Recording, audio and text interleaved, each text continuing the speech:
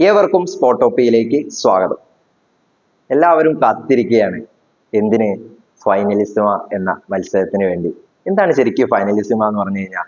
Finalissima എന്ന് പറഞ്ഞു കഴിഞ്ഞാൽ കോപ്പ അമേരിക്ക ചാമ്പ്യന്മാരും യൂറോ കപ്പ് ചാമ്പ്യന്മാരും തമ്മിൽ മാറ്റുരയ്ക്കുന്ന ഒരു മത്സരമാണ് ഫൈനലിസിമ.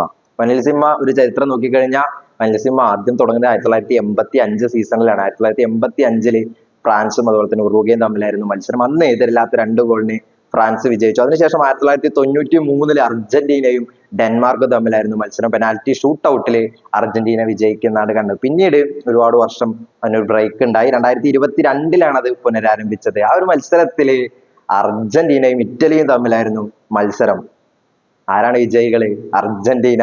എതിരില്ലാത്ത 3 ഗോളിന് അർജന്റീന ഇറ്റലിയെ തോൽപ്പിക്കുന്നതാണ് നമ്മൾ കണ്ടിട്ടുണ്ടായിരുന്നത്. അപ്പോ ഇപ്പതാ ഒരു യൂറോ കപ്പും കോപ്പ അമേരിക്കയും കഴിഞ്ഞു നിൽക്കുകയാണ്. ആരൊക്കെയാണ് ഇനി മത്സരിക്കാൻ പോകുന്നത് ഫൈനലിസിമയില്? അർജന്റീനയും അതുപോലെ തന്നെ സ്പെയിനും. ആരുടെയൊക്കെ ടീമുകളാ?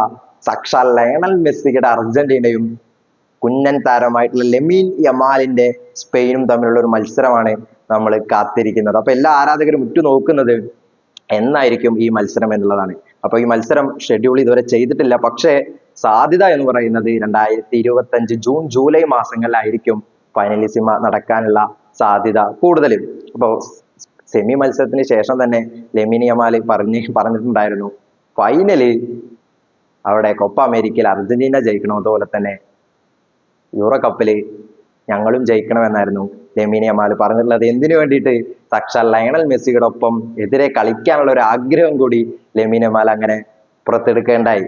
അപ്പോ എന്തായാലും അത് ലെമീൻ യമാൽ പറഞ്ഞ പോലെ തന്നെ നടന്നിരിക്കുകയാണ്. അർജന്റീനയും സ്പെയിനും തമ്മിൽ ഫൈനലിസിമയിൽ മാറ്റുരയ്ക്കാൻ പോവുകയാണ്.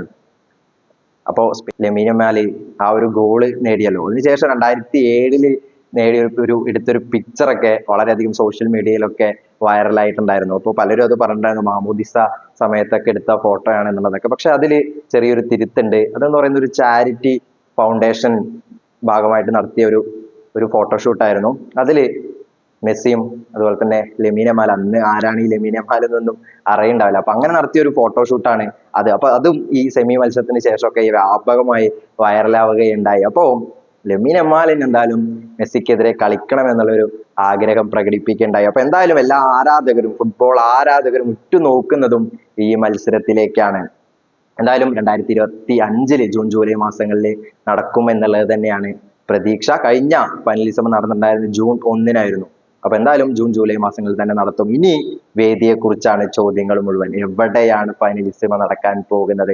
കഴിഞ്ഞ 2022 ഫൈനലിസിമ നടന്നിട്ടുള്ളത് യൂറോപ്യൻ രാജ്യത്തായിരുന്നു, ഇംഗ്ലണ്ടിലായിരുന്നു. വെംബ്ലി സ്റ്റേഡിയത്തിൽ വെച്ചായിരുന്നു ആ മത്സരം. അപ്പൊ എന്തായാലും 2025 മത്സരം നടക്കാൻ പോകുന്നത് എന്തായാലും ലാറ്റിൻ അമേരിക്കൻ രാജ്യത്തിൽ തന്നെയായിരിക്കും. അപ്പൊ ലാറ്റിൻ അമേരിക്കൻ രാജ്യത്തിൽ എവിടെയായിരിക്കും ഇത് നടക്കുന്നുണ്ടാവുക എന്നുള്ളതാണ് എല്ലാവരുടെയും ചോദ്യം. തീർച്ചയായും അമേരിക്കയിലേക്ക് തന്നെയാണ്, US തന്നെയാണ് സാധ്യതകൾ ഏറെയും പോകുന്നത്. അപ്പൊ US വെച്ച് തന്നെ ആയിരിക്കാനാണ് സാധ്യത. എന്തായാലും ഫൈനലിസിമ മത്സരം എന്ന് പറയുന്നത് പൊട്ടിപ്പൊരിക്കും എന്നുള്ളത് തന്നെയാണ്.